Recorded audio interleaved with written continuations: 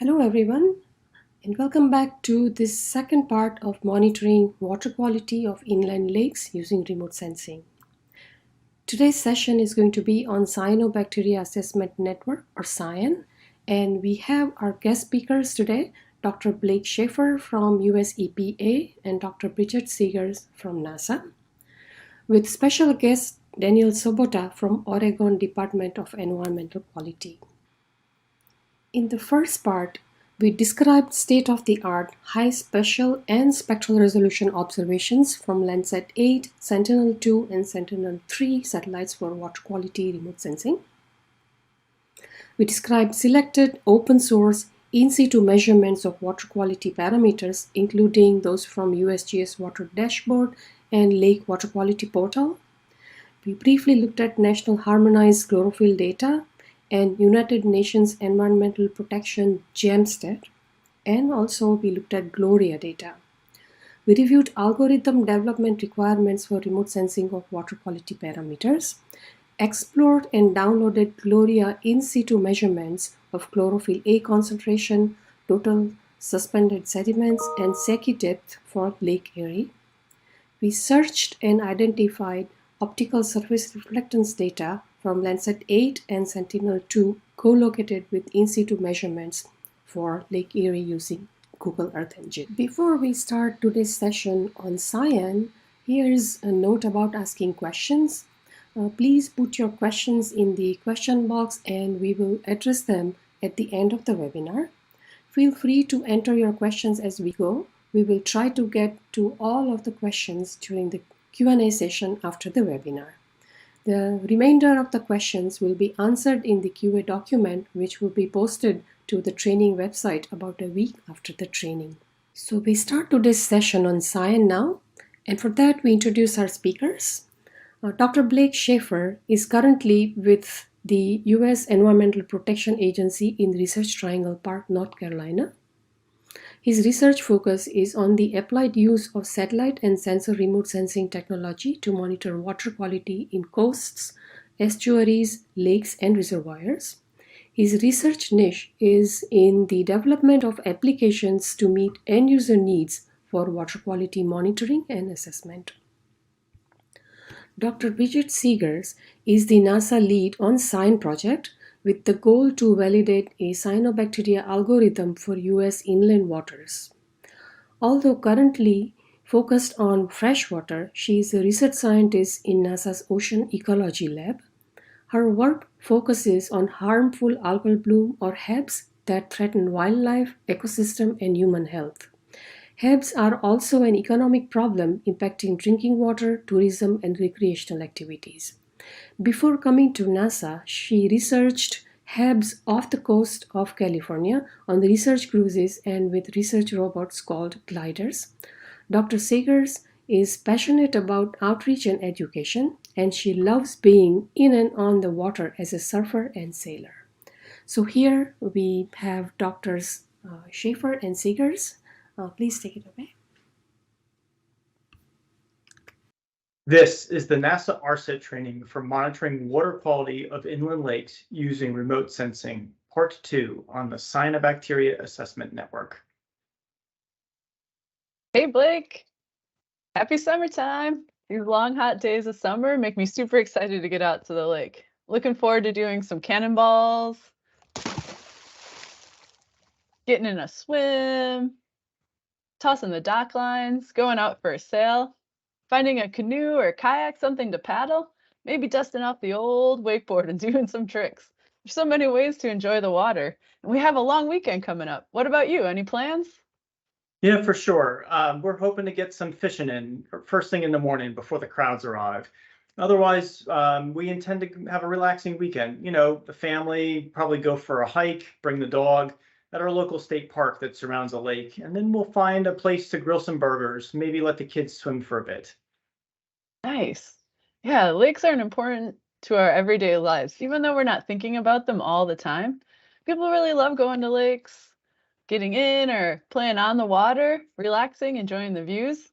And all these visits can also be great for local economies. One study of a rural Oklahoma lake estimated that visitors to the lake added $1.78 million to the surrounding community and supported about 50 local jobs. Just think about all these visitors coming, they're buying gas and food, other supplies like sunscreen and fishing gear and worms. Actually, I don't really want to imagine over $1 million worth of worms. But the point is, lakes are really important for the recreation and for the economy. Indeed, fishing is an important use of lakes. Lakes provide food for consumption. Just think of all that yummy fish, catfish. We'll also use our lakes for our drinking, our bathing, and irrigation of crops. But I really want to put the importance of this unique freshwater source in context. This fresh water that we consume, recreate, and use for a variety of purposes, out of all the water on Earth, only 2.5% of it is freshwater. And of that 2.5%, only 1.2% is surface freshwater, like found in our surface lakes. And that's really hard to imagine. So I'd like to put it in context another way. There are nearly 8 billion people on Earth, and the world's surface freshwater amount is equal to only 4 million of those people, or roughly the equivalent of the number of people living in just Houston, Texas. Wow, fresh water is really rare, and it's such an essential resource. Clean water brings people together. It's something that people agree is important. Yet, there's a variety of concerns that threaten water quality and all the wonderful things we enjoy about fresh water in lakes and rivers and reservoirs. Today, we're going to focus on one particular threat that has foul odors and is potentially toxic to aquatic wildlife, people, and the pets we love. Is this some subtle way of you complaining about my socks again? No, no, Blake, this is actually much bigger than the threat from your socks. We're talking about cyanobacteria.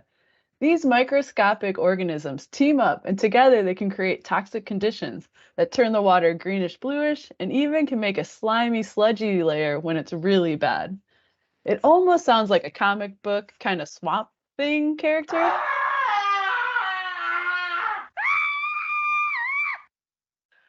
But actually, it's not one swamp monster, but millions of tiny cyanobacteria that multiply and multiply until there are millions and millions of them in 1 teaspoon of water.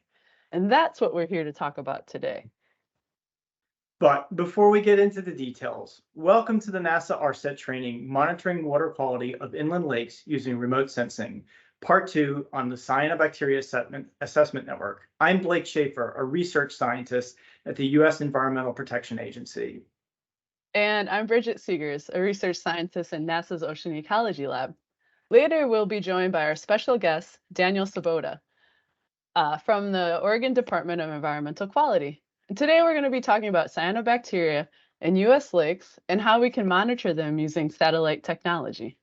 So Bridget, please do continue. Tell us, what are cyanobacteria and why should we really care? Right, so cyanobacteria. Let's go back to that lake that everyone was enjoying. That's the one. So cyanobacteria are naturally occurring and they're ecologically important. The cyanobacteria are an essential part of a healthy ecosystem. So we wouldn't want a lake without any cyanobacteria. Cyanobacteria are important for a couple of reasons. First, they are the base of the food chain. So they feed the fish and a lot of the other aquatic wildlife that we like. Secondly, the cyanobacteria produce oxygen, just like plants on land. However, there's lots and lots of cyanobacteria growth, let's say from too much nutrients in the system. That might cause the cyanobacteria to multiply and multiply to a level that's harmful. We call this harmful situation a harmful algal bloom, or a HAB for short. Today we are discussing harmful algal blooms caused by cyanobacteria, so we call those cyanoHABs, which is just a short way of saying cyanobacteria harmful algal bloom. So huge amounts of cyanobacteria can be an issue. Too much of a good thing isn't good, and they can form unsightly scums, create odors, and when all these cyanobacteria die, they may actually remove oxygen from the system when they decompose, and this can create low oxygen situations, which can cause fish death. And these cyanoHABs can also produce toxins, which can cause gastrointestinal issues, allergic responses, and other health concerns in people. Dogs, too. Dogs have been reported to die from playing or drinking lake water with these cyanohabs. And these cyanohabs can cause issues for livestock and even prevent our daily consumption of water. In 2014, Ohio issued a do not drink order because toxins from the cyanohabs made it into the drinking water supply. In 2018, there was a similar issue in Oregon, and the list goes on. The issue is these cyanohabs can happen in any lake and potentially any time. And there are a lot of lakes in the United States, and we can't watch all of them all the time for these cyanohabs. Or can we? We're starting to, at least. In 2015, the U.S. Environmental Protection Agency, NASA, and USGS partnered together to develop the Cyanobacteria Assessment Network. This Cyanobacteria Assessment Network, called CyAN, uses satellite technologies to detect cyanohabs in the largest U.S. freshwater lakes, about 2,200 of them. This network supports federal, state, tribal, and local partners in their monitoring efforts to protect aquatic, animal, and human health. Basically, every day a satellite called Sentinel-3 uses the ocean and land color instrument to detect and help people monitor where and when cyanohabs are occurring in these 2,200 systems. In less than 24 hours, that is everyone listening to this training, can access satellite data and see where and when cyanohabs are occurring across the largest US lakes. The Cyanobacteria Assessment Network has put the power of satellite technology right in the hands of the public. Wow, that's super cool. And people might be curious about how the satellites can do that. And in an effort to avoid getting too technical and showing a lot of math equations, satellites can do this by measuring the changes in spectral color of the lake water. Remember Roy G. Biv? All those colors in the rainbow? Or perhaps that iconic Pink Floyd image from the Dark Side of the Moon album that shows the prison pyramid with a rainbow of colors coming through? Yep, exactly that. All those colors are contained in sunlight, and each color is a different wavelength. When the sunlight hits a body of water, it interacts with the water and the things in the water, like sediment and algae, and this includes the cyanobacteria. Then the light travels back to space where the satellites can measure the light. Since the light returning to the satellite was impacted by what was in the water, we can use the satellites to estimate things in the water. This means when a beautiful blue majestic lake starts looking more of a bluish green or a cyan color from the cyanobacteria, the satellites can let us know that there's something in the water. Let me show you an example. On the left is what we call a true color image. This is from the satellite, and it looks a lot like something you might take with a camera. But then on the right, there's an image, but we took the data from the satellite that measured the different colors or wavelengths of light and put those numbers into a math equation, which then allowed us to estimate the cyanobacteria in the water. And that equation is called the Cyanobacteria Index. And we can do this for all those larger lakes across the US, as indicated in the black outlines in the map below. The brown pixels represent land. And we're going to give an example. If we zoom in a bit to the North Carolina and Virginia border, inside the red box there of the map, we're going to look at Falls Lake in the bottom image. The brown pixels, like I said, represent land. Black pixels where there's a quality flag for one reason or the other, such as cloud cover, or maybe it was too close to land. Gray pixels indicate there was a clear view of the water, but no cyanobacteria were detected. Cooler colors, like purple and blue, indicate low amounts of cyanobacteria. And warmer colors, like yellow and orange, indicate higher amounts of cyanobacteria. This does beg the question, Bridget, has all this satellite data been validated? And if so, how? Yeah, good question. It has been validated using information from the states, nonprofits, and federal agencies like advisories, chlorophyll measurements, and toxin measurements across the US. It's not a perfect measure of cyanobacteria, and it could be improved, but the validation suggests it correctly captures cyanobacteria events anywhere from 70 to 80% of the time. Full details on all the ins and outs of this approach can be found on the CyAN project website and in the NASA release notes. And don't worry, we'll remind you again at the end of this discussion where all those websites are. Okay, but is the data useful? Has anyone been able to do anything with it? Yeah, let me give you a real life example of how the Cyanobacteria Assessment Network satellite data was used to save a community $370,000 for a single HAB event. The study focused on Utah Lake, which is a lake that people like to go for swimming and boating and general recreation. It's beautiful, but it is known for occasionally having cyanohabs. Resources for the Future conducted a study in Utah where CyAN satellite imagery successfully identified a bloom that wasn't initially identified through field sampling, which is done by maybe going out on boats and collecting water. So leading up to the 4th of July holiday, local officials were on the lookout for a cyanohab because they didn't want people getting sick. Then, just a few weeks before the holiday, the satellite imagery identified the beginnings of a cyanohab, as shown on the left. Officials went out, confirmed that there was a cyanohab present, and toxins were also in the water, so an advisory was issued. This advisory cautioned people that there was a cyanohab, maybe they wanted to stay out of the water, and Resources for the Future was able to confirm that the advisory did protect human health and resulted in cost savings related to healthcare. And the image on the right here shows how severe the increase in cyanobacteria was just before the holiday. And some other states have found the Cyanobacteria Assessment Network to be helpful for their cyanohab monitoring. So to find out more, we had a conversation with Daniel Sabota, who is a senior water quality analyst at the Oregon Department of Environmental Quality. And here's that discussion.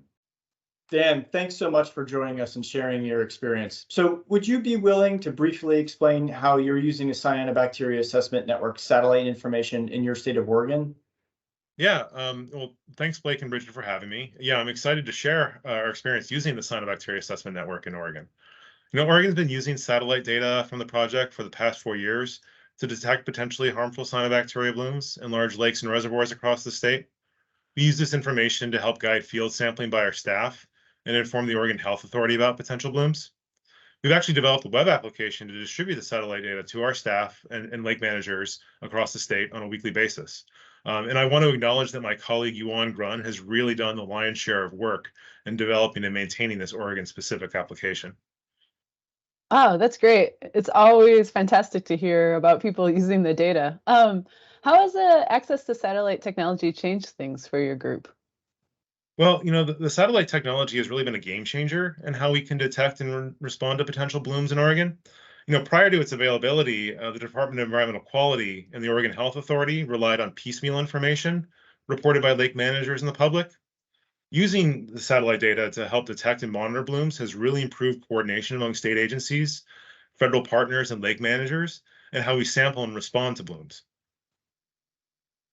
Could you give a specific example or an event that the satellite technology really made a difference? Sure, I'd be happy to give an example. So in the summer of 2020, we provided the Oregon Health Authority with satellite data on a potential bloom at Odell Lake, which is a popular recreational lake in the Cascade Mountains of Oregon.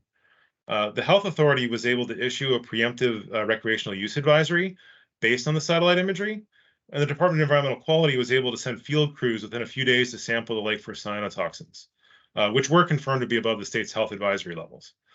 In years prior to the use of satellite data, a recreational use advisory might not have been issued for up to a week after when the bloom was first reported, due to the lag time of field sampling and laboratory analysis of cyanotoxins. So the use of satellite data has really sped up our response time to blooms and improved our ability to protect the public's health. Wow, Dan, thank you so much for sharing your experience with us. This was very eye-opening for me. We really appreciate your collaboration at the Oregon Department of Environmental Quality. Thanks again for talking with us. No, thanks for having me. And it was great to share the experience we've had using the Cyanobacteria Assessment Network. Talk to you later. Thank you. Thanks. Bye. Some of you may be wondering if this is beneficial for your interests, but maybe have never used satellite data before. Don't worry, we've got you covered. The Cyanobacteria Assessment Network has gone through great lengths to develop a number of training webinars, software tools, and even easy-to-use access data formats to save the day. If you're interested in digging into this satellite information, the data is simplified into a GeoTIFF. That means you can open the satellite image on your computer or mobile device without any specialized software, just like a picture of a fish caught from fishing at a lake. You mean like that picture I sent you? I'd love to see some of your fishtail pictures, Blake.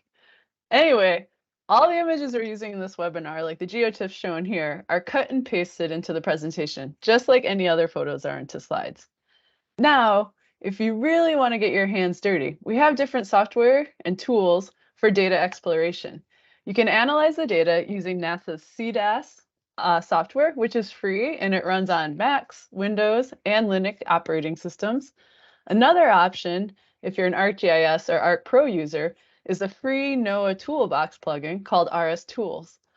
Both the CDAS software and the RS Tools allow someone to analyze data in a variety of different ways.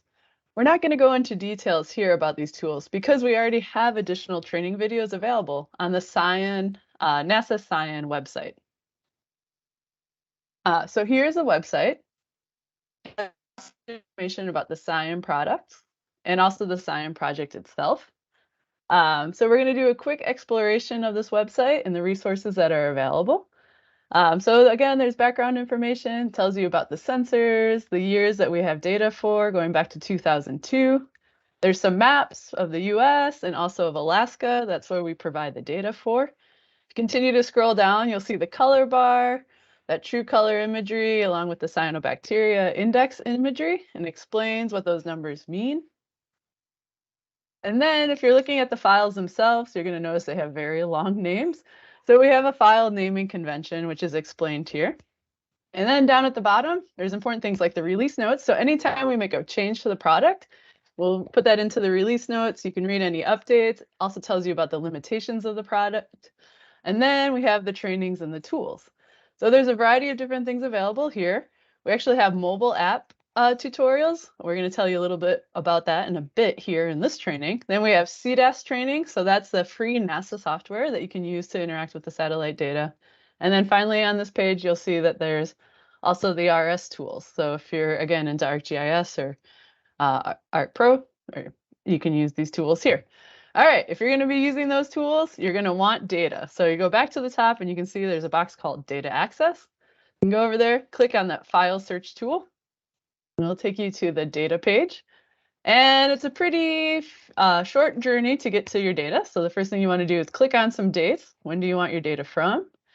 Then you're going to check the period. So our typical products are daily and weekly. If you go to the older data, 2002 to 07, it's 14 days because the satellites weren't taking as much data. But typically you choose daily or weekly.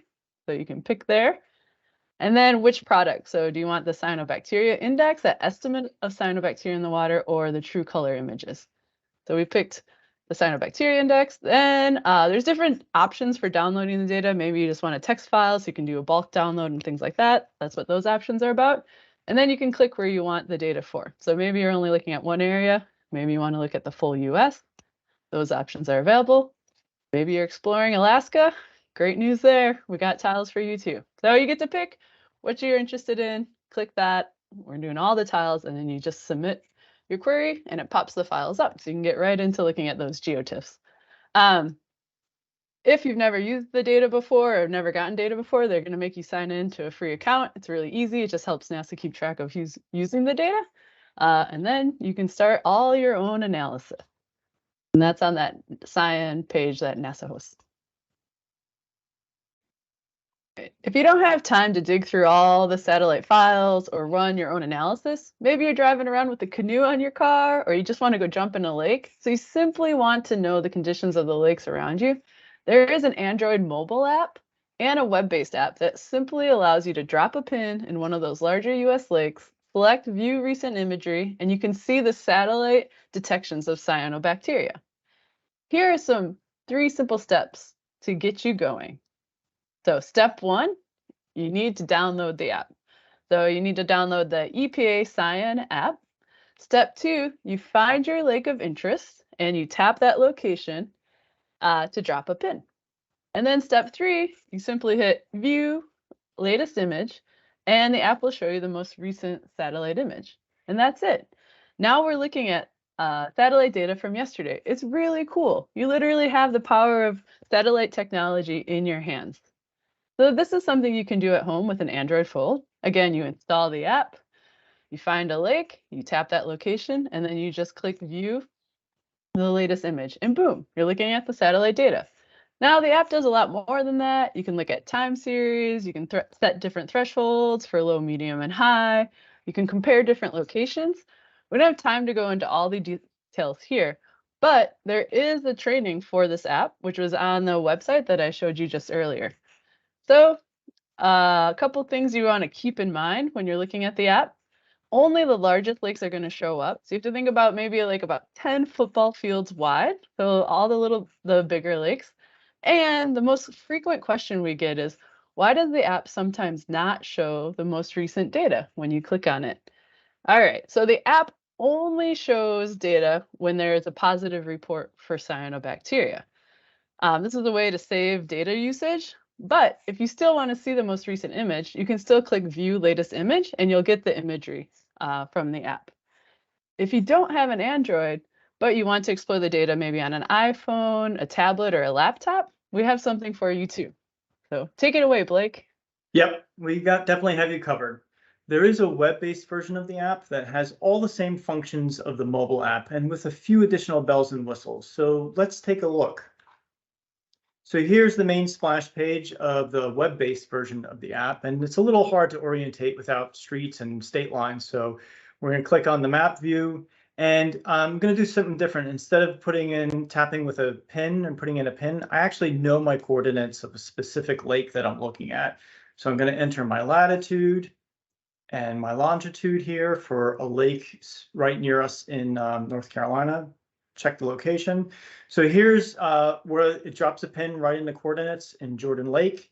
And I click View Latest Image, and now we are zoomed in, and there is our lake. So you can see we can change the transparency. So if you just want to see the imagery, or if you really need to see the entire map to navigate around, you can do that. I like to keep it 50% so I can see both the imagery and the map to kind of navigate around. So we're going to do one other thing here. We're just going to show, you mentioned changing the thresholds. So this is where you do it. You click on that cogwheel, and I'm just going to change the lowest threshold from 200,000 up to 400,000, and I'll save it. And this now will update all the numbers and the color coding that I have here. You can see the 300,000 count is now green. Another thing we can do is we can look at water body statistics. So I'm just going to search for Jordan Lake. And we don't want the Jordan Lake in Wisconsin, but we do want Beaver at Jordan Lake. So you can see the app now draws a polygon around the lake, and this is based on the NHD, or National Hydrology Database. And now all of a sudden I can see the full distribution of all the detections of cyanobacteria based on my thresholds for that particular image. You can also look at a time series, so look at the previous 7 days, and you can see now over time how those divisions of my categories changed in the system. In the first 2 days that you see, there's no information. It's probably because there's cloud cover, and so that information is not available. The other thing we can do is we can upload data that we've recorded. So like say we have some field data, and I'm going to give an example of this. It's a simple CSV file, and it's just your latitude and your longitude and a type, either weekly or daily. And there's an example file on the app that you can pull to do this upload. And we upload it up to the app. And then what it's going to do is it's going to go through and match all of those points to our satellite image that we have, that you compare your values that you've measured as well. And once it's done, you're going to get an email saying the job is complete, and this is what the results will look like. So again, it spits back a simple CSV file. You can open it up in Excel or any type of text reader. So it kind of comes back to you with, here are the input locations, both latitude and longitude. There's the location name based on Google Maps, the date that you did the information request, the date of the satellite image. And then we identified weekly. We wanted a weekly match. So that's the weekly information. And then it gives you some information. Think about a tic-tac-toe box, right? So your point is in the center box, the center square of that tic-tac-toe, and it's looking at 9 pixels around that box. So that's the information there. So you can do some real quick kind of cool comparisons between your own information and what the satellite's telling you. In addition, if we go back to water body stats and we click on water body reports, you can use a number of different things. You can go by county. So here, just as an example, we're going to go back to North Carolina, and you can see it lists all the counties in North Carolina.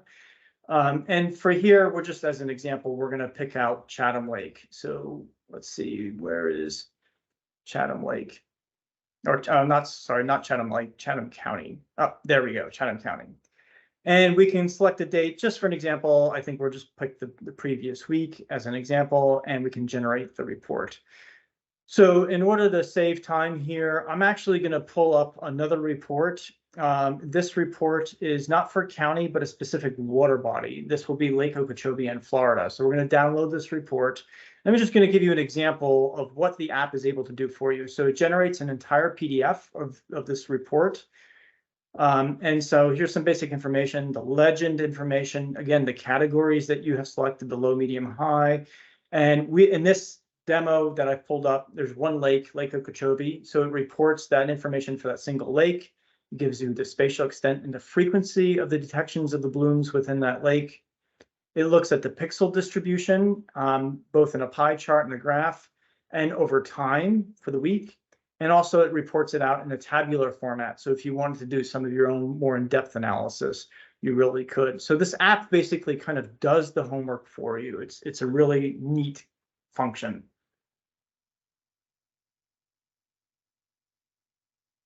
Wow, that's some pretty awesome stuff. I'm impressed with all the features. At one point, you mentioned the spatial extent and temporal frequency. And of course, the app includes magnitude or concentration. But maybe we should dig into this a little bit more. Yeah, I think that's a great idea. Okay, so often when looking at daily satellite images, one might wonder about the larger context, like how might a lake that you're looking at compare to a lake to other lakes, or how are cyanohabs changing from year to year? Yep, and we've got that information too. So the Cyanobacteria Assessment Network has worked with amazing people that summarize this type of information at the EPA's EnviroAtlas and Report on the Environment. So why don't we start by explaining these metrics? The temporal frequency is conceptually represented here. What this is a square represents an individual measurement, let's say each week. And we summarize the number of times we have detections of cyanobacteria over the total numbers of observations. So this answers how often do cyanobacteria blooms occur. Right. And the spatial extent is conceptually drawn here, where we quantify the median lake area that is consumed with the bloom and compare that to the total lake area.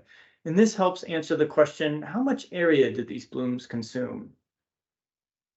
The magnitude is the concentration of the bloom over the year, or perhaps the summer recreational season. So this answers the question, what is the concentration of the blooms? And finally, we have the occurrence, which summarizes out of all the 2,192 lakes that we can provide satellite measures for, how many lakes are experiencing a bloom or not in a particular week. And these metrics are publicly available or soon to be publicly available on a yearly basis at either EPA's Report on the Environment or EnviroAtlas. Here's the example from EnviroAtlas. And you can see on the left, under harmful algal blooms, the temporal frequency and spatial extent are available for each year that CyAN has satellite data. These measures are available at the individual lake scale in EnviroAtlas. You can see in the middle that Jordan Lake in North Carolina is highlighted. And when you click on the extent, it lists the percentage of the lake area that had a bloom for the year. The EnviroAtlas data are free to download, so you can run your own analysis or do your own investigations. Yep, and let's look at the Report on the Environment's website. So here's an example of the weekly occurrence for the entire United States for the 2021 calendar year. And we're going to go back. You can see, so this very quickly allows you to go back to 2020, 2019. So you can see how things are changing year over year. In Report on the Environment, we can also look at the spatial area. So again, this is the entire area blooms are consuming, the median over the entire United States. And what's nice about this is you can also mouse over the plots and see what the actual values are being reported. We can also zoom into specific regions. So here's a brief example, just looking at the Northeast and how that compares for the current year. Frequency, we also mentioned, so we can look at this again, how frequency changes year over year. And let's just pick an example. Let's pick something different like the West region. So here you can see, and again, you can mouse over the frequency of detections of cyanobacteria across all these 2,192 systems and a number of non-detects across each region within the United States. So it's got a lot of different functionality at different scales to allow people to do different types of analysis. Nice. So here are some cool examples of what you can do with these metrics. Colleagues at the University of Wisconsin-Madison. On Wisconsin, go Badgers! So colleagues at the University of Wisconsin-Madison used the frequency metric and built a model with Zillow home sale information and found that lakefront housing, the prices of these houses would benefit from less frequent cyanobacteria blooms. For example, a Northeastern regional annual benefit would a regional benefit would equal more than $14 million just from a single week of a reduction in blooms. So again, if we just reduce blooms by 1 week, it's equivalent to $14 million in home sale values. Another study used the magnitude metric and developed an approach for identifying lakes at risk for toxins. So we should clarify that the satellites themselves cannot detect toxins, but this effort modeled the risk of toxins using the satellite data. So those are just a few ways to use the data and the CyAN metrics, but there are more. Unfortunately, our time together is coming to an end. So in summary, the Cyanobacteria Assessment Network provides near real-time daily measures of cyanobacteria for about 2,200 of the largest U.S. lakes. The data alone is valued at $5.7 million per year. But we don't stop there. No, we don't. The project provides detailed training videos in addition to this event, software tools for technical person who wants to get their hands dirty with the data, and for the person who doesn't have time or needs to, just wants to look at the current status. It provides annual metrics of temporal frequency, spatial extent, lake occurrence, and magnitude, all publicly available at the lake scale in EnviroAtlas and regional scales in Report on the Environment. That is a lot of stuff coming from just one project. Indeed. And if you want more information on the project, you can visit the US EPA Cyanobacteria Assessment Network at www.epa.gov/cyanoproject. There you can find links to everything mentioned in this training, in addition to more than 35 peer-reviewed papers. The NASA CyAN website can be accessed through the EPA site, and it has all the training videos, software, free data, and the necessary background information, such as the release notes, to get you started. This project was funded by NASA Ocean Biology and Biogeochemistry, NASA Applied Sciences, US EPA, NOAA, and the USGS. Sound effects are open source from the BBC. Yeah. And I'm Blake Schaeffer at the US EPA. And I'm Bridget Seegers at NASA's Ocean Ecology Lab. And again, special thanks to Daniel Sabota for helping us and providing that interview. Yeah, and thanks to all of you who have interest in our work and made it all the way to the end of this presentation. We hope it was valuable and you learned something new.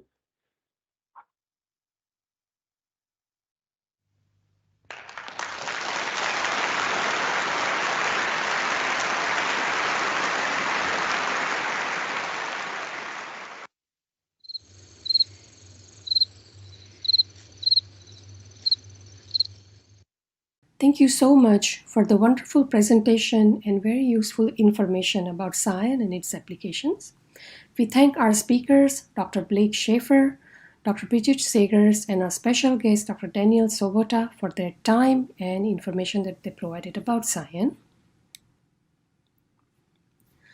Next, Dr. Bridget Seegers is going to show us a demonstration of CyAN web app, and she's going to present a case study. At the end of this presentation, after her case study presentation, you will be going through an exercise using CyAN web app. So let's start with the presentation by Dr. Seegers. Welcome to the CyAN web app. If you want to come here yourself, you can just go to qed.epa.gov/CyanWeb, and it's going to open up to this nice interface.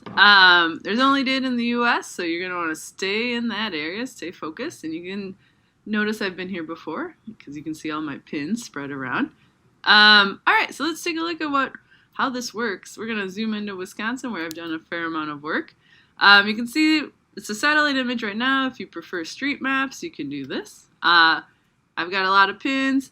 The color of the pins actually have some meaning. So green means low cyanobacteria, then it goes yellow, orange, and red. So straight away you can get an indication of what's going on in the lakes based on the most recent satellite imagery. If you want to drop a pin in a lake, you can just zoom in and click on a lake, and it will put the pin in, and it will tell you the most latest imagery, which is January 22nd, 2022. The cells are in the green range, 100,000 cells per mil. And then it tells you how it's changed since the last image. So the previous image was from the 1st of January, and it's gone up a bit from the 50,000 cells that we had then. So that's how you drop a pin. Once you drop a pin anywhere, it's going to automatically put that lake and that location under my location. So let's click over there and see what happens. So I have 27 locations currently. You can scroll down and see them all. If you click on your lake in a location, it's going to give you some additional information. So the first thing that you're going to notice is that the satellite data is now actually on it. So here's Lake Mendota in Wisconsin. And to the right, you can see all the satellite data historically as well.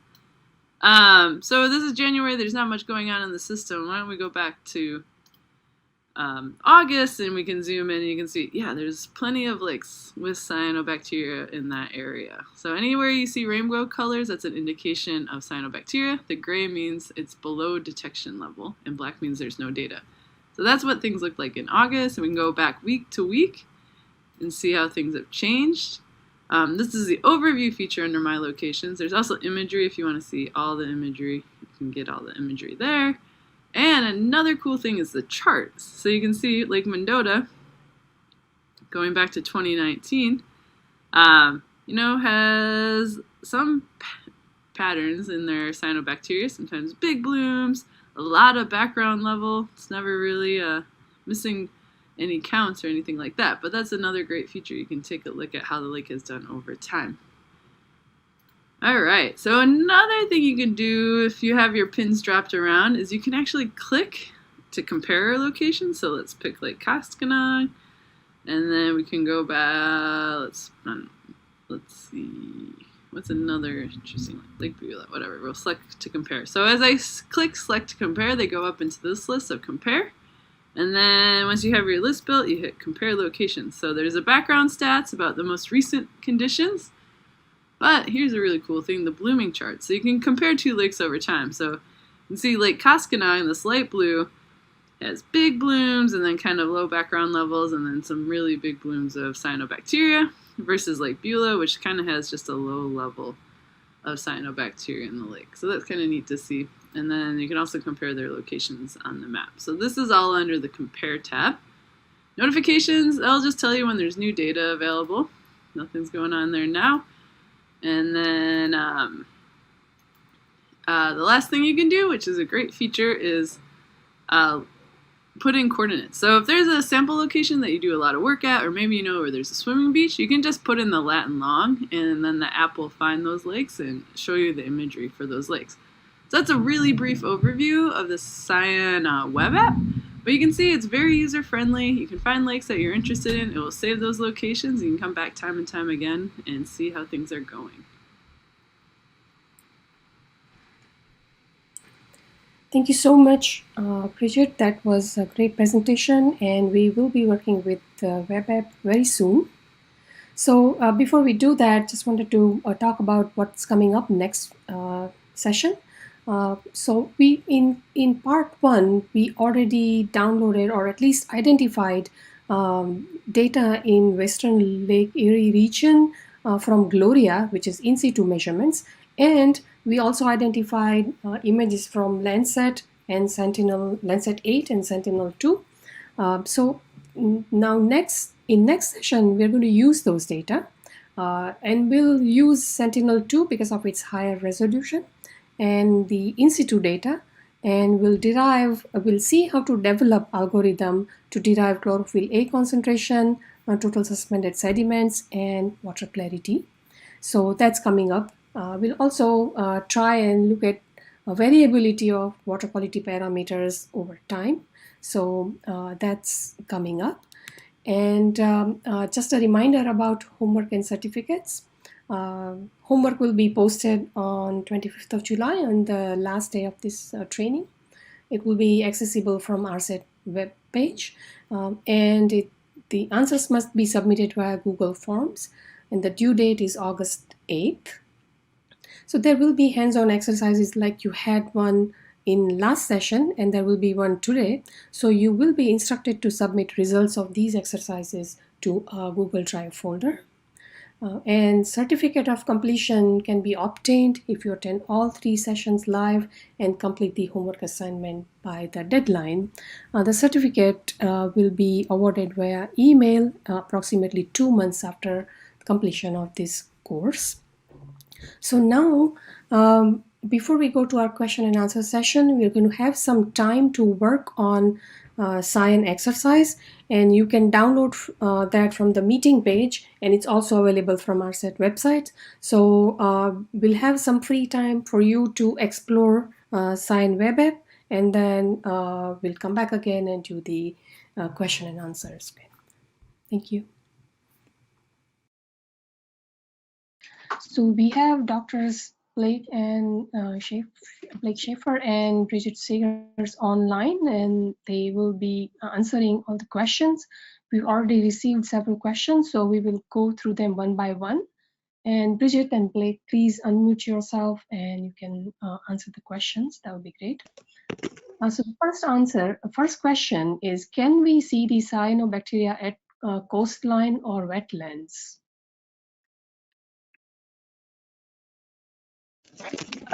Sure, I can answer that question. This is Dr. Bridget Seegers. Great to be here. So yeah, in terms of being able to see cyanobacteria at the coast and at the wetlands, so not in wetlands typically because there's land interference, and we typically only we back off from the land because there can be influences that make the algorithm not perform well. We can detect freshwater cyanobacteria in the coastal estuaries. The algorithm wasn't meant to detect marine cyanobacteria, but we do provide the product along the coast to the 35-meter isobath. So there is some imagery for that region, and people have actually used the CyAN product to detect cyanobacteria blooms along the Florida coast and also like the Mississippi Gulf Coast. And these were blooms that actually came from freshwater systems and then came out of the rivers and along the coast. And there is a paper that was published just last month that focused on the movement of cyanobacteria from the freshwater systems into the coast, and they were using the CyAN data. So there have been some examples. Great, thank you. Next question is, what is the formula for deriving cyanobacteria index, and can it be applied in the case of water hyacinths?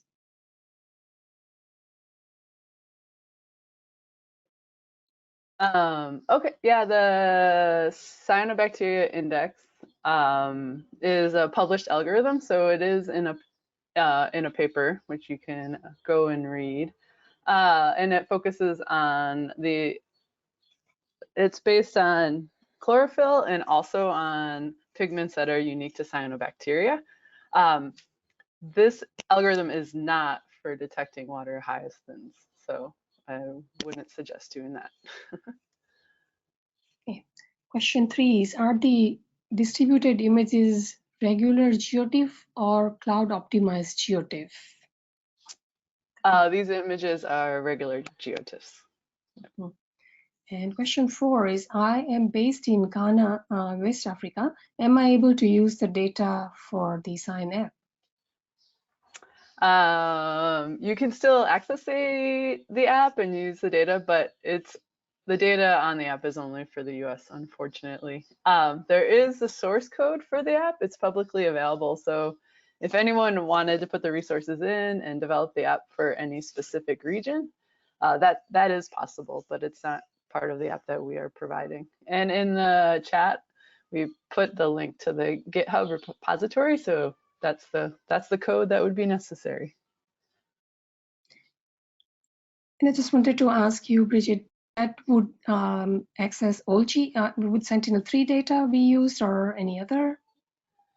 Right now, with the wavelengths that we're using, OLGI and Sentinel-3 would be the data.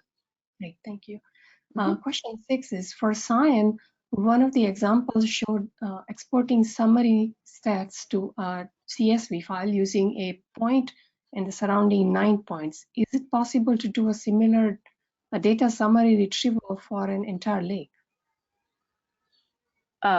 Yes, lake level stats, they are available in the web app. So you can do that. You'll just have to click around and explore and find that full lake option. And then you can also get like summary stats from the Enviro Atlas. And again, in the chat we put, or in the questions document, we put a link to that and how you can maneuver to that area. So there are options to get entire lake stats. Yep. So next question is, can we apply the algorithm with the remote sensing tool in other lakes outside the US? So the RS tools that we provide as part of CyAN, they only work with the CyAN geotiff data. So you would have to have the same CyAN geotiff file layout. So I'm not sure that you can, I don't know if you could do that yourself, but yeah, it's not really designed to be used outside the US. Next question is, how long does an event of CyAN bloom normally take in a lake? What is the concentration of CyAN in milligrams per cubic liter during the bloom event? Yeah, that's a great question. Lakes are very, very different, and blooms, each one can also be very different. Sometimes blooms might only last a day, sometimes they'll last for weeks or even months. It just depends on, you know, the system itself and what's driving the bloom and, you know, what will allow that bloom to dissipate. What is the concentration? Yeah, that's a good question. I do not have that at the top of my head. The minimum resolution, right? Yeah. Yeah, I think I've heard this that at least 3 to 4 clear pixels in a lake, so it is limited by sensor resolution. Oh yeah, definitely. Yeah, that is true. Yep. So question 10 is, CyAN is a great project service. Why did you decide to base it on Sentinel-3 OLGI data? Yeah, the choice for using the Sentinel-3 OLGI data was a combination of things, including the right spectral bands that we need for cyanobacteria. So not all the satellites have those same bands that go into the algorithm to predict the cyanobacteria. Then also the spatial resolution, which is 300 meters, is kind of in the middle. So a lot of the satellites are like a full kilometer. So the spatial resolution helped us get some more lakes. And then because there's 2 Sentinel-3 satellites, we get near daily coverage. So that was really good for doing monitoring. Great, thanks. So next question is, what is the best way for validating the results or ground truthing for satellite-derived data? That's a super good question. Yeah, so one thing to keep in mind is that also in situ data is, like, we call it ground truthing, but it also has errors associated with it. So we usually just refer to it as validating, but there's no single way. People have come up with different approaches to validating, but typically you want to take some measurements in your body of water at the same time that the satellite is going over, and then you can compare what you're measuring in the lake with what the satellite is estimating. We did in the questions document put a link to a couple different papers that do validation in slightly different ways. So you can look at different approaches and find out what will work for you. Question 12, is there a significant difference between the West and East concerning cyanobacteria blooms? More prevalent in the West than East, or vice versa, and why? Yeah, the way blooms change from one place to another, that's definitely something that's happening. I'm not sure exactly what's meant by West and East, but we have published a couple of papers that look at changes spatially and temporally across regions. So those papers are in the document, so you can look up how different regions are comparing. Also, we apologize that Dr. Schaeffer has not been able to connect with audio because of technical difficulty, but he is online and answering some of the questions. Yep, I'm using his words in many cases. Question 13, is there any plan to make CyAN available for the rest of the world? That's a really great question. It's such a nice product. It would be nice to provide it globally. And there have been some discussions about making the product global, but currently there are no set plans for this effort. But again, it is a discussion. It would require a large investment in resources to produce the product, to quality control it, and then to maintain it as a global product. So those are, the things that people are considering. The satellite data itself and the algorithms are available, so anyone who's interested could create a CyAN product for their own area. And that requires in situ measurements, or? To do the validation, you would need the in situ measurements, which would definitely be a good step, but the satellite data is what goes into the algorithm, so you can recreate the product. But yeah, also validating it would be wise. Question 14, how do I delete unwanted location points under my locations? Oh yeah, so if you're working on that web app and you drop some points where you don't want them, you just go back to the main kind of splash page where the map is, and you can click where the unwanted pin is, and then it will give you the option to remove that pin. Yeah, I think if you right click also, you have that option, I think. Yeah, okay, yeah, right click, okay. Question 15, are there any recommendations for how to track HABs in a smaller lake or reservoir? Yeah, well, not with our standard product, because again, we're limited with the Ulchi, the 300 meter, but there are people looking into using Sentinel-2, which is another satellite with a higher resolution, like 10 to 20 meters. It doesn't have all the bands, the wavelengths that we use for the CyAN product, so this would probably be a more general, just chlorophyll A product that might give some indication of water quality. Next question is, does the CyAN app exclusively apply to lakes and reservoirs in the United States, or is it available or suitable for other types of water bodies as well? Additionally, both the size of the water body under investigation have any impact on its applicability with the CyAN app? Yep, so the CyAN app provides measurements in the estuaries and the coastal waters out to the 35-meter isobath, and also in some of the larger rivers. And then in terms of the side, yeah, smaller water bodies that aren't at least 3 pixels across, though that data is going to be a little bit less reliable. So it's, we have the most confidence in some of the larger lakes. So next question is interesting. It says CyAN has this formula, dn 10 to the dn star the coefficients. So is this empirical equation holds true for any region of the world? Can I use this equation in Sentinel-3B data for any lake in India?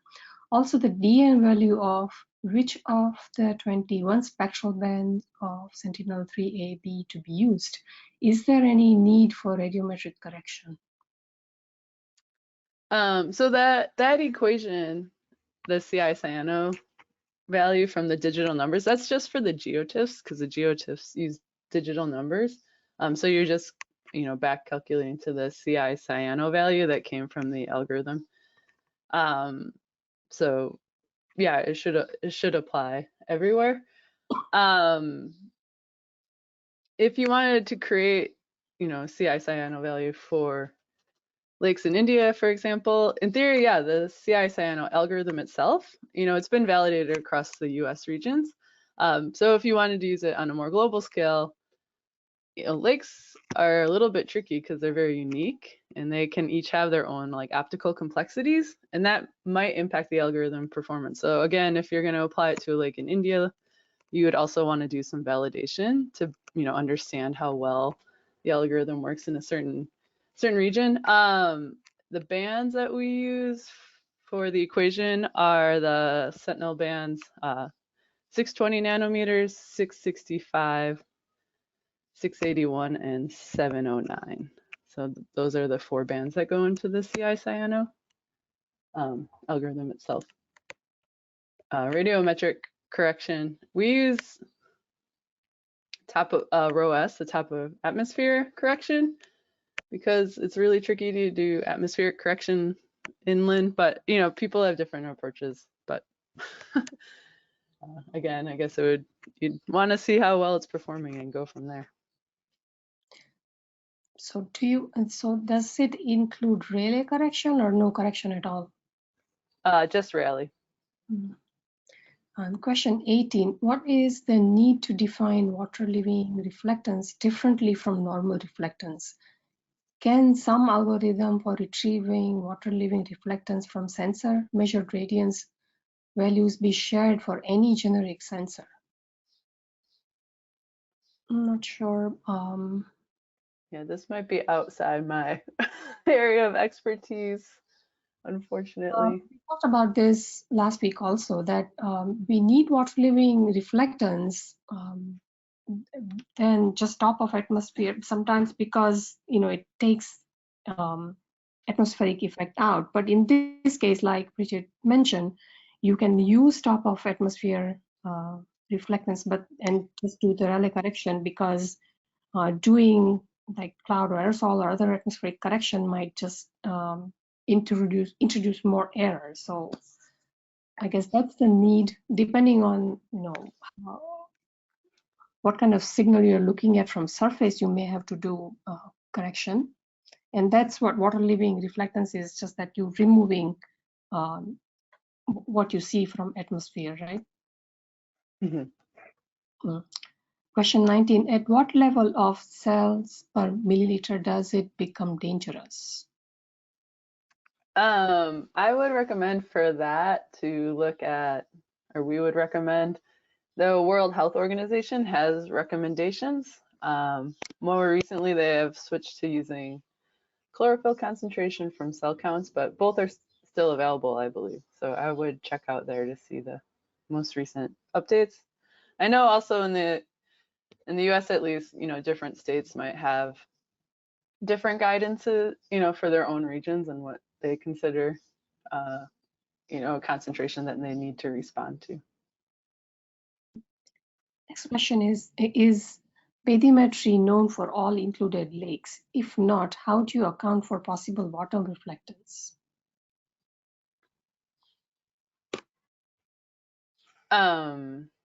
So this is me speaking for Blake here. This isn't something I know that much about, but modeled mean and max bathymetry is available through various open data sources.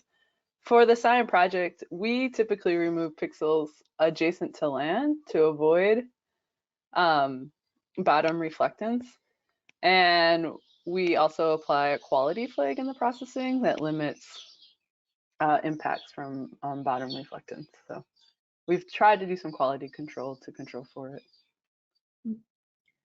Next question is, how does high turbidity affect the occurrence and sensing of cyanobacteria?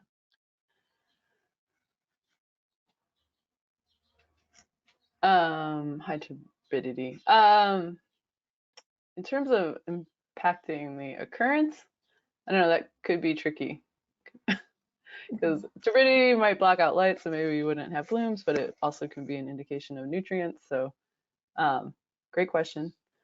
Probably one more worth exploring. In terms of sensing the cyanobacteria, the algorithm in theory is not super sensitive to turbidity, but when you get to the highest levels of turbidity, it definitely can have some impact on algorithm performance. Question 22, how does the hyperspectral dataset help in the continuous monitoring of CyAN bloom? Yeah, that's a great question. Hyperspectral data is always nice to have, but unfortunately, there isn't an operational hyperspectral mission that can be used for real-time monitoring. However, when the hyperspectral data becomes operational available, it would be beneficial, especially in separating cyanobacteria from other types of algae. So we're optimistic for it, but we're not there yet in terms of having the data in hand. So question 23, is cyanobacteria concentration enough to comment on water quality? Yeah, I'm guessing the question is, yeah, I mean, cyanobacteria concentration is one aspect of water quality. So if you have a lot of cyanobacteria, you know, it will tell you potentially that maybe there's toxins or impacts on the water in that way. There's obviously many other parts of water quality that you wouldn't be covered by looking at, you know, cyanobacteria concentrations alone. The next question is there any relation between DO and BOD with cyanobacteria index? I think. That's a great question. We haven't looked into this, so go for it. Yeah. Question 25, is there a way to run a correlation between CyAN cell concentration, cell content with other water quality parameters to discover associations between them? Yes, that could definitely be done. And there are data actually publicly available, so you can grab all the CyAN data you want. And if anyone has these other water quality parameters, for sure, take a look and see how, you know, you can discover those associations. Yeah, question 26, can we also monitor cyanobacteria development using Google Earth Engine? If yes, are there available codes for such analysis? So yes, the Google Earth Engine hosts the Sentinel-3 data, but we don't use that platform as part of CyAN. Also, as there are codes. I mean, the top of ingredients is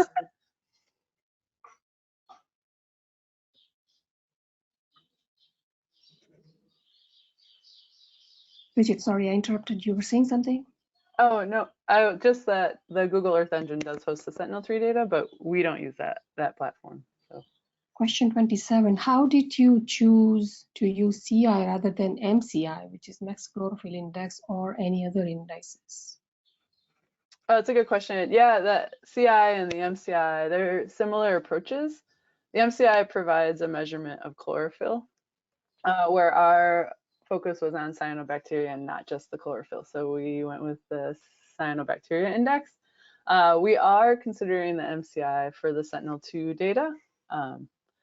So we're still making those decisions. Next question, does the presence of aquaculture systems in the lake also affect the development of cyanobacteria? And how do you think the location of the fish cages will affect the special concentration of cyanobacteria? That's a great question. This is something we haven't looked into, but the data's out there, so someone could be exploring it. Yeah. Next question is, does the presence of cyanobacteria imply the imminent presence of toxins? No, you can have cyanobacteria and not have toxins. And in the question document, there's a link to a paper to give some more information on that. The next question is, do cyanobacteria have any color? How do you identify the concentration? Yeah, cyanobacteria do have color. They have a lot of different pigments, and that creates the coloring of the cyanobacteria. And then the way we identify the concentration is in our algorithm, there this is going to get a little complicated. But yeah, the algorithm, you know, the wavelengths of light are impacted by the amount of pigments and cyanobacteria in the system. So as the curvature changes, it allows us to estimate how much cyanobacteria is present in the system. If you're really curious about the how, I would pull up one of the papers on the cyanobacteria and index itself that was posted above. You can get into all those details. Next question, is there any relation between cyanobacteria and human health in terms of disease incidence? Yeah, so exposure to cyanobacteria and the related toxins does have human health consequences. You know, and this includes like rashes, sometimes impacts on respiratory issues. So there have been other people working on this. This is beyond my expertise and what we're doing with the CyAN project itself. But yeah, there definitely is. That's why people are concerned about cyanobacteria. Definitely can cause illness. Great.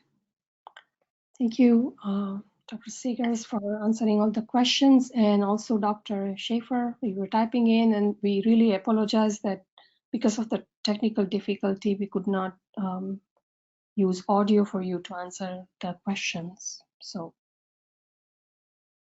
I'm sorry about that. My pleasure. It was great to see everyone's interest in CyAN and the product. We have a few minutes. If you still have any more questions, you can enter them in the questions box. But we want to thank Dr. Blake Schaeffer and Dr. Bridget Seegers for today's webinar and information about CyAN. It's been very helpful.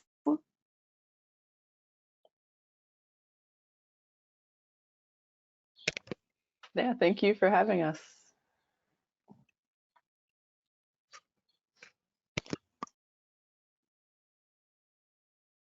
The next question is, what is the accuracy of identifying cyanobacteria concentration by this method?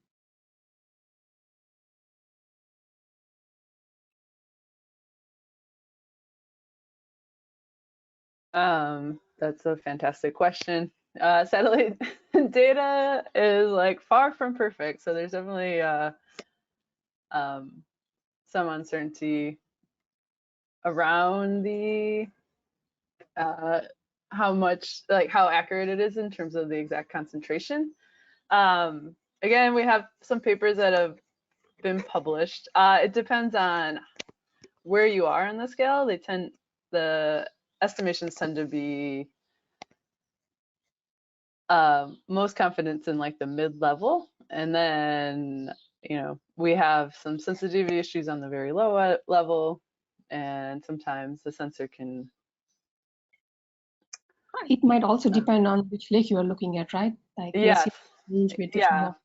So there's, you know, it's hard to say exactly the accuracy. And some of our approaches in terms of accuracy have also looked at how well does it do in terms of just saying there is a problem or not a problem, or low, medium, and high. So it wouldn't be the exact concentration, but it still gives you an indication of what's happening in the system. And Blake is adding links to some different papers that have discussed this, so you can get all the different details again. There's one more question. Is there any relation between cyanobacteria and seasonality of any region? Yeah, that's a great question. Definitely cyanobacteria blooms have some seasonality. So yeah, definitely they're sensitive to light levels, to nutrients, to temperature. So there's a lot of different things that can drive the blooms, and many of those variables have a seasonality to them. I think the case study you showed that like January, February, there was nothing much going on, and as you moved to summer months, you could see bloom happening in Wisconsin. Yeah, Yep, definitely. So, I mean, many regions consider like their bloom season from late spring until kind of mid-fall, but it's very, regionally specific. And one thing that we did realize when looking at the satellite data is that there are regions that have winter blooms, especially in the south. Which at first we weren't sure if that was a real signal or not, but indeed it is. So definitely regionally specific. The next question is there any possibility to increase the benefit and world coverage of this program with other researchers in the world by institutional collaborations? Yeah, we're always open to collaboration, and definitely if it was going to be produced as a global product, we would need these researchers from around the world, in particular to help with validation efforts. So yeah. So were the cyanobacteria concentration estimated based on the surface concentration, or was the average estimate at different depths of the lake considered? Oh, that's a great question. Yeah, primarily when you're using satellite data, you're constrained to the surface of a body of water, just because of the way the light interacts with the water. Yeah. Great. Oh yeah, and Blake's adding that the depth of the impact of the estimate would be related to the concentrations. So if you have really, really high concentrations of cyanobacteria, the light's not going to be able to penetrate very much into the lake. So it's going to be really constrained to the surface. If you have clear water, then the light can travel a bit further. So the next question regarding the quality flag for land adjacency effects or bottom reflectance, is there a rule of thumb for estimating a certain number of pixels around the shoreline, particularly in smaller lakes, like where Sentinel-2 would be applied? Or is there a paper that describes a way to quality flag for bottom reflectance? Good question. I believe our CyAN product moves 1 pixel, 1 full pixel from the shoreline.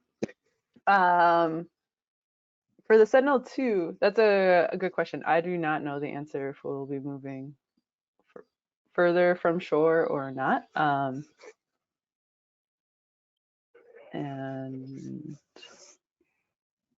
yeah, maybe Blake can get a paper in there.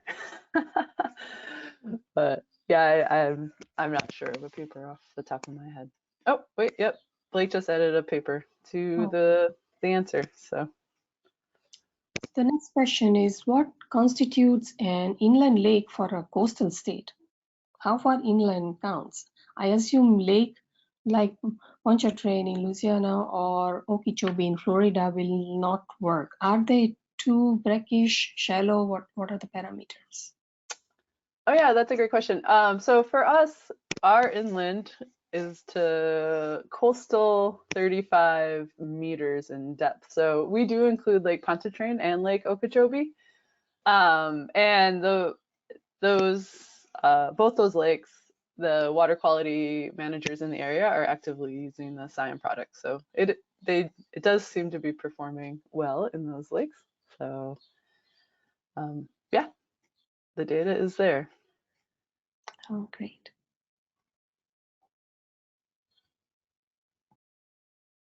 So is there any way to integrate citizen science to get more data in the global south?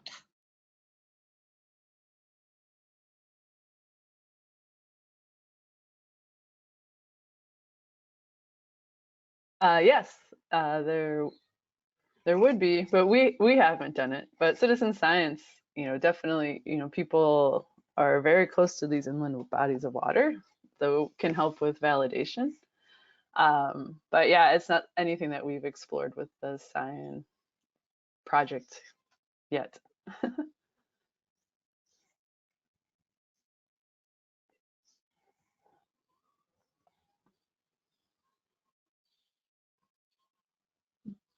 What is the difference between chlorophyll A and cyanobacteria in water quality? So chlorophyll A is an indication of algae presence.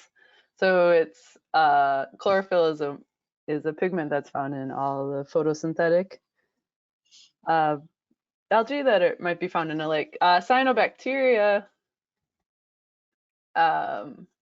we tend to focus on those because many of the freshwater harmful algal blooms that occur are tied to cyanobacteria. So people are trying to maybe avoid the toxins for recreational reasons or drinking water criteria and things like that. So that is why we have put the focus on cyanobacteria in particular. I think, does that answer the question? Mm-hmm. What pigments does your algorithm look for specifically? Is phycocyanin one of them? Yeah, exactly. So our algorithm is sensitive to chlorophyll and then also to phycocyanin, which would be unique to the cyanobacteria.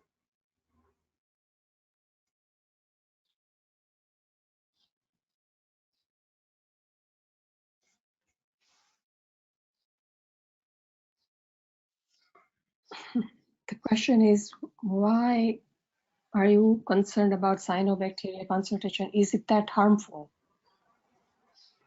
Yeah, so again, the focus on cyanobacteria is different types of cyanobacteria can produce toxins, and these toxins can impact drinking water supplies and recreational activities, and so they have big human health and ecosystem consequences along with economic impacts. And so there's a lot of, because of those issues, people are interested in monitoring for these events to hopefully reduce exposure and any harm that might be caused. The next question is, does climate change or extreme weather events exacerbate the increasing case of CB HABs? Yeah, so climate change and extreme weather events, yeah, it does seem like warming temperatures, well, people are expecting those to give cyanobacteria a competitive edge, but the results tend to be a little bit mixed still.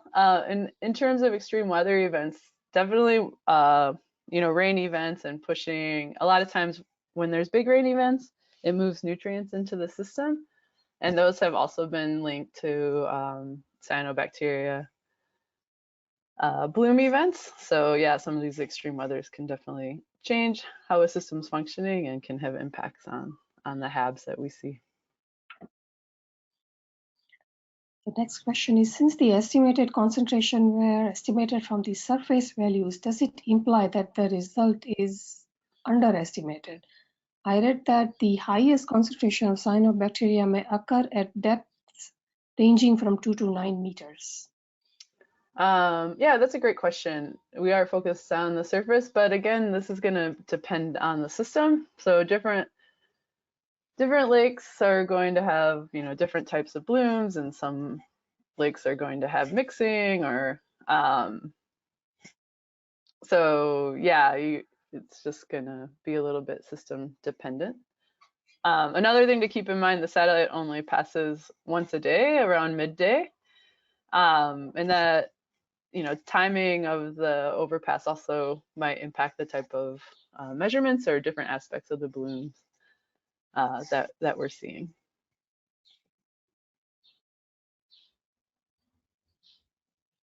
Oh yeah, I just see what Blake's adding. One thing to keep with our CyAN product,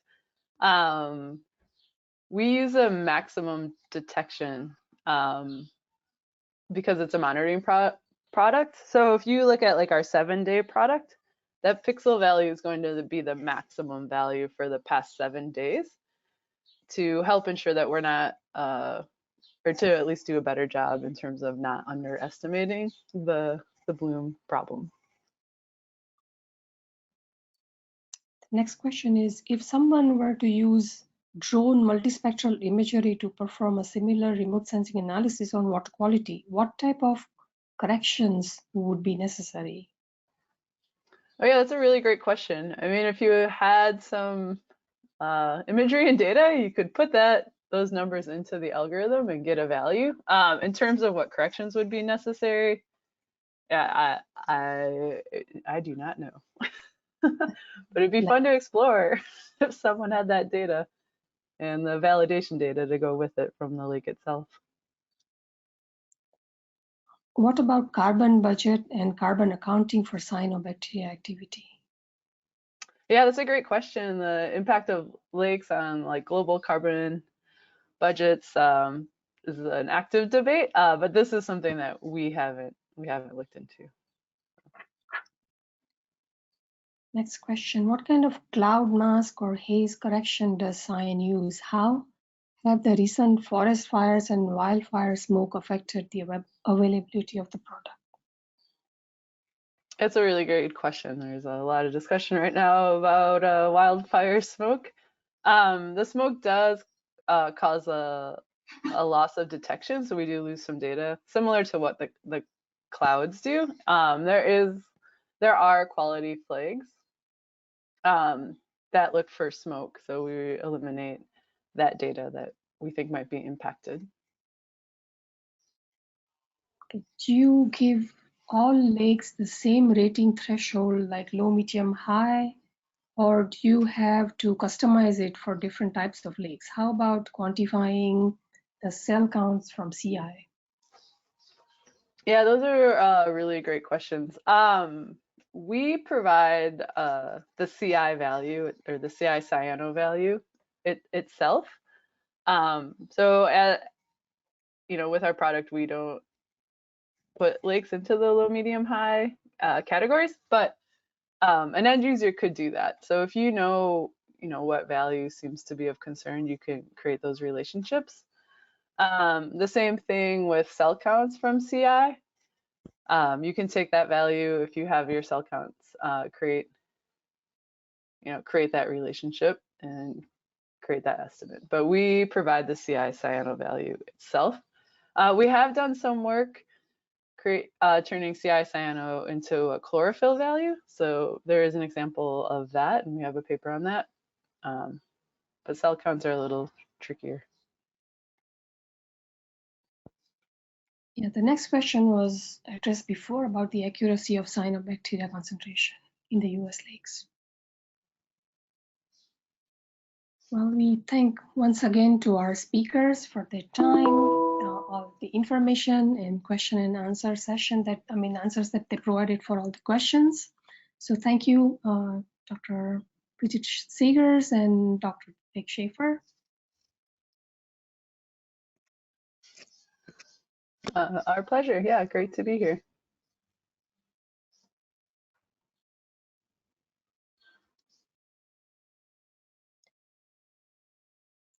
If there are no more questions, we would like to thank you all for attending this session and also asking such wonderful questions. And again and again, we thank our speakers for their time, their effort, and their help with the CyAN training. So our next session will be on 25th of July, next Tuesday, same time. We also want to thank entire ARSET team who has helped coordinate this webinar series. So we thank Brock Levin, Selwyn Hudson-Odoi, Natasha Johnson-Griffin, Jonathan O'Brien, Sue Monty, and of course my colleague Sean McCartney. So from all the sessions, all the exercises you have received for the class time, if you cannot complete those, you have time between now and 8th of August to complete everything, because the homework will be due then, and then you can work on these exercises in the intervening time.